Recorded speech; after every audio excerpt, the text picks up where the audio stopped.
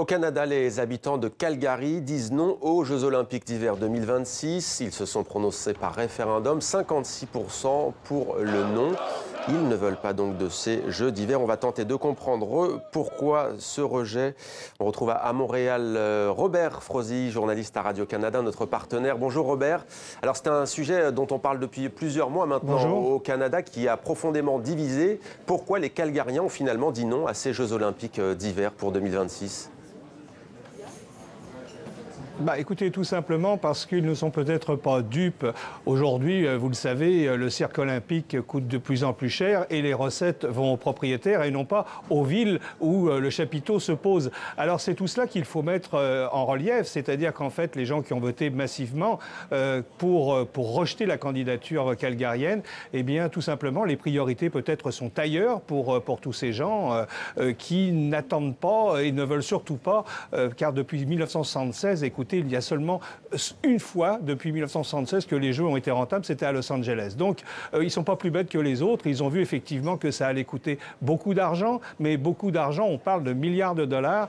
Et vous savez que les dépassements de coûts sont légion quand on parle d'organiser les Jeux Olympiques. Donc, ceci explique sans doute cela.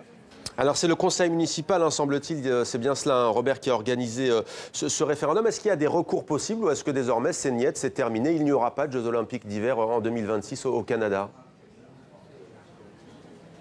Écoutez, je ne vois pas comment le conseil municipal pourrait voter à l'encontre d'un référendum qui, de toute manière, est exigé dans le cahier des charges du Comité international olympique.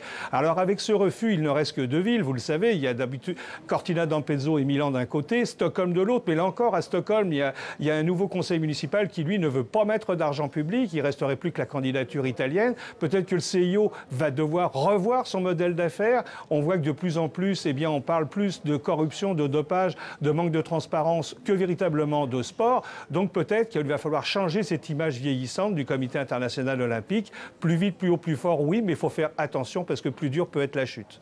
Robert Frozy, Calgary, la ville canadienne avait déjà organisé des Jeux d'hiver. Aujourd'hui, le coût estimé, c'est 3 milliards d'euros. Les habitants qui ont voté non à ces Jeux disent que les retombées économiques qu'on nous promet, vous l'avez dit, ne sont pas forcément garanties. À l'époque, peut-être un petit souvenir, quelles avaient été les retombées économiques pour Calgary? On se souvient que c'est une ville qui avait connu un rayonnement mondial. Sur le plan économique, ça n'avait pas été ça ?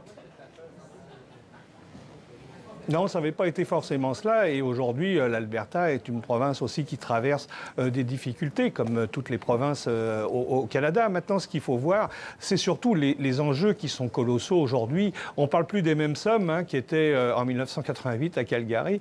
On parle aujourd'hui, vous l'avez dit, de milliards de dollars. Et aujourd'hui, il faut faire des choix de société. Il faut croire que, eh bien, en Alberta, on a choisi peut-être beaucoup plus de s'intéresser à l'avenir. Parce que, bon, dans le cahier des charges, vous le savez, on ne demande pas juste les infrastructures, parce que les infrastructures existaient à Calgary, elles sont restées. Il y a d'ailleurs des centres nationaux de sport qui continuent à exister. Seulement, ce qu'il faut voir, c'est le reste, c'est les infrastructures routières, c'est tout ce qui exige le CIO pour amener ces Jeux Olympiques. Et aujourd'hui, ça dépasse l'entendement parce qu'on peut très bien se passer des Jeux Olympiques si on veut effectivement rénover une cité. Alors donc, c'est peut-être tout ça que les gens ont compris dans ce vote de 56%.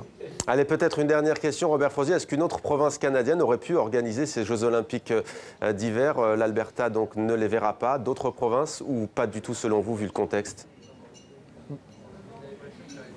Écoutez, vu le contexte, je ne vois pas comment une province pourrait s'avancer sur ce terrain-là. On sait qu'à un moment donné, on avait peut-être imaginé que les Jeux Olympiques pourrait avoir lieu dans la ville de Québec. Mais écoutez, là encore, on voit maintenant les réticences à la fois, je dirais, des conseils municipaux, mais aussi des populations qui voient leurs priorités ailleurs plutôt que de fêter pendant 15 jours et d'avoir une gueule de bois qui va durer 30 ans, quoi. Robert Frozy pour TV5 Monde dans les locaux de Radio-Canada à Montréal. Merci Robert pour toutes ces précisions.